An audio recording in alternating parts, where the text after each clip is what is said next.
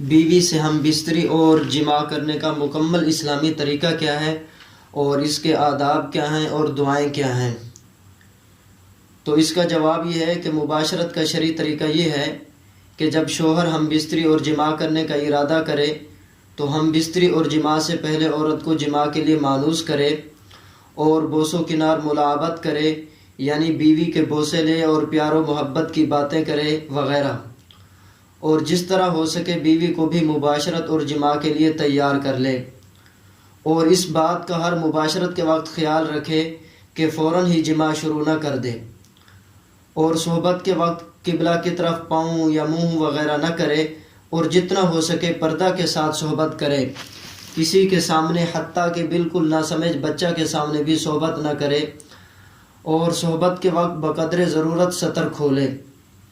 جب صحبت اور جماع کرنے کا ارادہ کرے تو پہلے میاں بیوی دونوں بسم اللہ پڑھیں اور یہ دعا پڑھیں: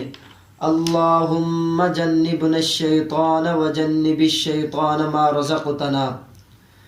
دعاؤں کا ضرور اہتمام کریں، ورنہ شیطان صحبت میں شریک ہو جاتا ہے اور بچہ پر شیطانی اثرات ہو جاتے ہیں۔ باقی بیوی سے جس طرح چاہیں صحبت کر سکتے ہیں، کھڑے ہو کر بھی کر سکتے ہیں اور بیٹھ کر بھی کر سکتے ہیں اور لیٹ کر بھی کر سکتے ہیں، آگے کی طرف سے بھی کر سکتے ہیں، پیچھے کی طرف سے آ کر اگلی شرمگاہ میں کر سکتے ہیں۔ باقی مرد اوپر ہو اور عورت نیچے ہو،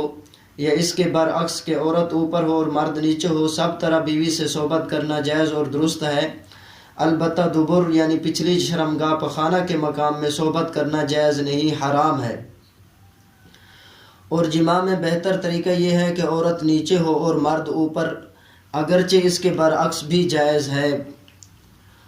اور انزال کے وقت دل میں یہ دعا پڑھیں: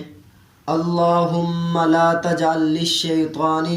فیما رزقتنا نصیبا۔ صحبت کے بعد یہ دعا پڑھیں: الحمدللہ الذی خلق من الماء بشرا فجعلہ نسبا وسحرا۔